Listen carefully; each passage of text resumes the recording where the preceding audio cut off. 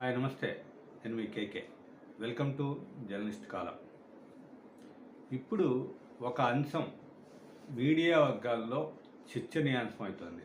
దాన్ని ఎంఎస్ఓలు కూడా, కేబుల్ ఆపరేటర్ల సంఘం ఎంఎస్ఓలు కూడా చర్చించుకుంటున్నారు. అదేంటంటే తెలుగు వినోదం అంటే టీవీ రంగంలో మొత్తం కూడా శాసిస్తున్నది ఎవరు?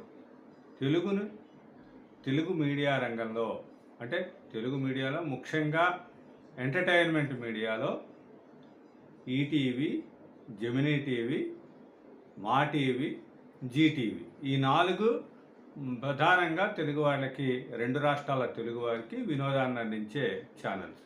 అయితే ముఖ్యంగా దీంట్లో 3 ఛానల్స్ జీటీవీ, మా టీవీ, జెమినీ టీవీ ఈ 3 ఛానల్స్ యొక్క బిజినెస్ హెడ్లే ముగ్గురు కూడా కన్నడికులే కావటం అనేది ఇక్కడ జరుగుతున్న చర్చ. దీంట్లో వాళ్ళకి తెలుగు వాళ్ళే దొరకట్లేదా, లేకపోతే కావాలనే ఇతర భాషల వాళ్ళని వాళ్ళు ఎంకరేజ్ చేస్తున్నారు? హిందీ వాళ్ళనే తెచ్చుకుంటున్నారు, కన్నడ వాళ్ళనో తమిళ వాళ్ళనో పట్టుకొచ్చి ఈ తెలుగు వాళ్ళ మీద రుద్దుతున్నారు. అక్కడ ఛానల్స్కి చూసేది తెలుగు ప్రజలు, తర్వాత అక్కడ పనిచేసే వాళ్ళు ఇది తెలుగు భాష మీద పట్టు ఉండాలి వాళ్ళకి, తర్వాత తెలుగు సంస్కృతి ఇవన్నీ కూడా తెలవాలి. ఎందుకంటే ఏదో ఒక కార్యక్రమాన్ని కానీ ఇదంతా కూడా నిర్వహించాలన్నా, నిర్ణయించాలన్నా, డిసిషన్ తీసుకోవాలంటే దాని మీద చక్కటి ఒక పట్టు ఉండాల్సిన అవసరం ఉంది. అయితే ఈ తెలుగు మీద పట్టు లేని తెలుగు ఛానల్స్ హెడ్లు మొత్తం కూడా, అంటే తెలుగు ఛానల్స్ హెడ్ అంటే ముఖ్యంగా ఎంటర్టైన్మెంట్ ఛానల్స్ హెడ్లు ఈ తెలుగుని మొత్తం అందరినీ కూడా వినోదం కల్పిస్తున్నారు. ఇది ఇప్పుడు జరుగుతున్న చర్చ. ఇక్కడ 3 ఛానల్స్లో ఎవరెవరు హెడ్లుగా ఉన్నారు? Zee TV head Anuradha, business head Anuradha, ఈమె కన్నడకి. అదేవిధంగా మా టీవీ బిజినెస్ హెడ్గా రాగా ఉన్నాడు, అతను కూడా కన్నడ. జెమినీ టీవీ హెడ్ పరమభట్ కూడా కన్నడ. అంటే ఈ మెయిన్గా కీలకంగా తెలుగు వారికి వినోదాన్ని అందించే ఎంటర్టైన్మెంట్ ఛానల్స్ మా టీవీ, జీటీవీ, తర్వాత జెమినీ టీవీ. దీనికి మొత్తం కూడా బిజినెస్ హెడ్లుగా 3 కన్నడికులు ఇక్కడ రాజ్యం వెళ్తున్నారు. వీళ్ళని ఇక్కడ జరిగే ప్రచారం ఏంటంటే దాంట్లోకి మెయిన్గా అంటే తెలుగులో టాలెంట్లు ఉన్న వాళ్ళు లేరా, ఛానల్స్ని ఏల్దాం అనుకునే తెలుగు వాళ్ళకి వాళ్ళు అవకాశం ఇవ్వట్లేదా, మేనేజ్మెంట్ ఇవ్వట్లేదా, లేకపోతే వీళ్ళు హెడ్లుగా ఉండి కీలకమైన పోస్టులలో తెలుగు వాళ్ళని, మెయిన్ వాళ్ళని రానివ్వటం లేదు అనే ఒక ప్రచారం కూడా జరుగుతుంది. ఏదేమైనా సరే ఇప్పుడు తెలంగాణ ఉమ్మడి ఆంధ్రప్రదేశ్ విడిపోవటానికి కారణం కూడా, అంటే తెలంగాణ విడిపోవటానికి కారణం కూడా నిధులు, నీరు, నియామకాలు. అంటే మెయిన్గా నియామకాలు అనేది అంటే తెలంగాణ వాళ్ళకు ఒక ప్రాధాన్యత లభించడం లేదు అనే దాని మీద ఒక ఉద్యమమే వచ్చింది.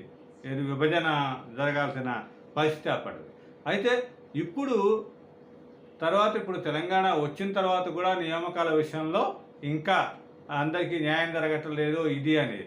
తర్వాత ప్రభుత్వం కూడా, తెలంగాణ ప్రభుత్వం ఆంధ్ర కాంట్రాక్టర్లకు ఏదైనా పనులు ఇస్తే కూడా తెలంగాణ వాళ్ళు ఇది చేస్తారు. అలాంటిది 2 తెలుగు రాష్ట్రాలని కూడా, తెలుగు ప్రజలను శాసించే ఈ వినోద ఛానల్స్లో, టెలివిజన్ ఛానల్స్లో ఉన్న బిజినెస్ హెడ్లు 3 కూడా కన్నడికులు కావటం అనేది ఒక ఆశ్చర్యకర విషయం. ఎందుకంటే తెలుగులో వినోదపు ఛానల్స్ ఏవైతే ఉన్నాయో ఆ 3టిని కూడా శాసించగల సమర్థులైన వాళ్ళు తెలుగు వాళ్ళు లేరా అంటే ఉన్నారు. ఎంతో టాలెంట్ ఉన్న వాళ్ళు ఉన్నారు.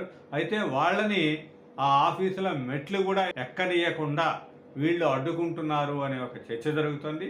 దీన్ని ప్రధానంగా ఎంఎస్ఓలు ముఖ్యమంత్రి దృష్టికి కూడా తీసుకెళ్దామని ఒక వ్యూహాన్ని రచిస్తున్నట్టు కూడా తెలుస్తుంది.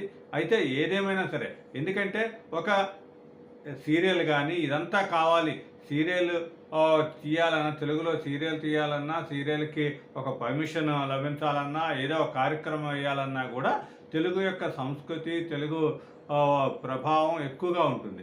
అలాంటి డిసిషన్ మేకింగ్ అనేది ఒక హెడ్ ఇతర భాష వాడు అవటం అయితే దాని ప్రభావం ఏ విధంగా ఉంటుందనేది చెప్పక్కల. కాబట్టి ఇలాంటి దాన్ని ఎందుకు ప్రోత్సహిస్తున్నారు అంటే ఆటోమేటిక్గా మేనేజ్మెంట్లు ఆ 3 టీవీల మేనేజ్మెంట్లు జెమినీ టీవీ అయితే తమిళ్, అదేవిధంగా మిగతా వాళ్ళు నార్త్ ఇండియన్స్.